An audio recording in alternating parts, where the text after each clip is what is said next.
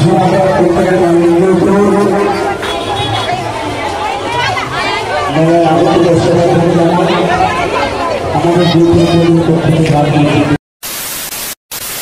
Hello hello guys welcome back to my channel Guru Bhai ब्लगारे तुम्हारे स्वागत। तो आज के আমরা এসেছি মালদাতে রামকেলি ঘুরতে। আর রামকেলি মেলাটা কেমন হয় তোমাদেরকে দেখাচ্ছি, চলো দেখতে থাকো। তো সব প্রথমে আমি তোমাদেরকে বলে দিই যে কি রামকেলি তোমরা আসবে কিভাবে। দেখো, মালদা রথবাড়িতে বা আমবাজারে নামতে গেলে তোমরা ওখান থেকে যে কোনো বাস বা অটো পেয়ে যাবে তোমরা মাত্র 25 টাকার বিনিময়ে তোমাদেরকে পিয়াজবাড়ি মোড়ে নামাবে। দেখতে পাচ্ছ আজকে তৃতীয় নম্বর দিন রামকেলি, আর কতটা ভিড় রয়েছে একেবারে লোকজনের দেখতে পাচ্ছ। আরো সামনে যে দেখাচ্ছি তোমাদেরকে, চলো।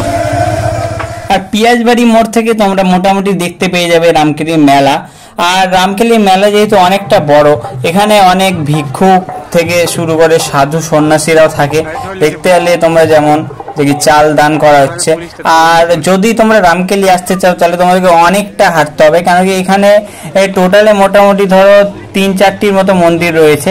আর পুরো রাস্তা ধরে না হলেও কমপক্ষে 3 থেকে 4 কিলোমিটার ধরে পুরো মেলা রয়েছে। রাস্তা ধরে মেলা দেখতে দেখতে তোমরা সোজা হাঁটতে থাকলেই সবকটা মন্দিরেরই দর্শন করে নিতে পারবে তোমরা। যেমনটা দেখতে পাচ্ছ, আমরা তখন থেকে তোমাদের সাথে কথা বলতে বলতে হাঁটতে গেছি। আর ইতিমধ্যে আমরা হাঁটতে হাঁটতে পৌঁছে গেছি যেটি রামকেলি মূল মন্দির, চৈতন্যদেব যেখানে এসেছিলেন সেইখানে।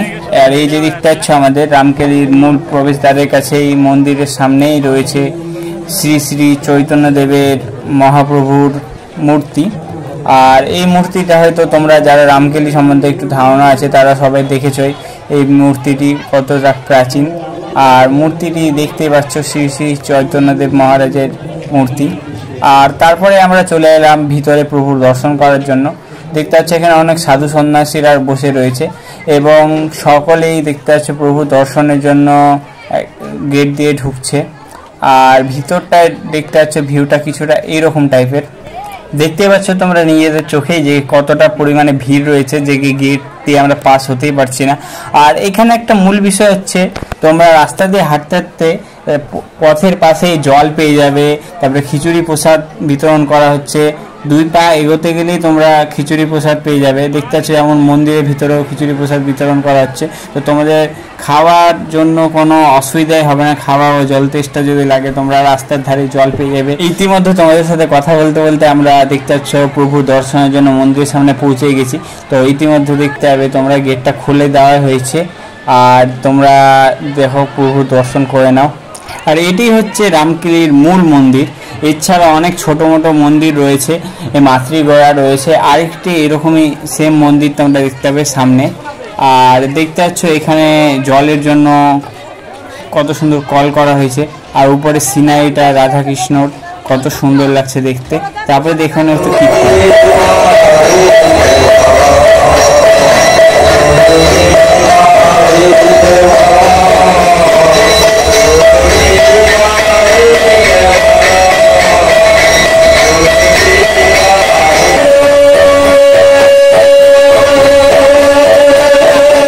তোমরা দেখতে পাচ্ছ রাস্তার 2 ধারে কত দোকান রয়েছে। এমনই তোমরা মোটামুটি 3 কিলোমিটার হাঁটতে গেলে দোকান পেয়ে যাবে, দোকানের শেষ আর হবে না। কারণ রামকেলি মেলা হলো বিশালই বড়। যারা হাঁটতে পারে না, বয়স্ক মানুষরা, তারা তো মানে একদিনে পুরোটা ঘোরা সম্ভবই না। আর অনেকজনই রাতেবেলা আসে, সারা রাত ঘোরে ওখানে খাওয়া দাওয়া করে ওখানে আশ্রমে থাকে। ঠিক আছে, তো তোমরাও যদি ইচ্ছা করে রাত থাকবে তো এখানে কোনো অসুবিধাই নেই, সব কিছুই তোমরা ব্যবস্থা পেয়ে যাবে। আর মেলাটা দেখতে পাচ্ছ যথেষ্ট বড় রয়েছে, এখানে অনেক কিছুই পাওয়া যাবে। যেমন শীতল পাটি তো এখানকার বিখ্যাত, যে কেউ যেতে গেলে একটা করে শীতল পাটি নিয়ে আসতে পারি।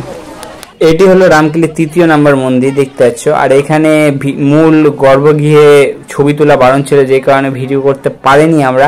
কিন্তু দেখতে পাচ্ছ এখানে বাইরের দিকে রাধাকৃষ্ণ কত সুন্দর ঝুলন মিলনের একটা সিনারি করা হয়েছে।